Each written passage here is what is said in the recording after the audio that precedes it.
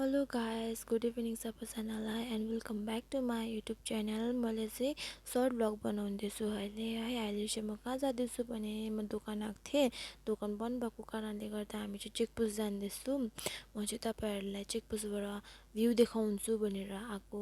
हाम्रो मिरिकको चेकपोस्टबाट भ्यू दामी देख्छ नि त, त्यही भएर तपाईँहरू भएकोमा भ्यू देखाउन आएको म। अनि तपाईँहरू कता कताबाट बिलङ गर्नुहुन्छ त्यो पनि मलाई कमेन्टमा भनिदिनुहोस् है। अहिले चाहिँ म कहाँ आइपुगेँ भन्दा थर्बो फ्याक्ट्री आइपुगेको छु।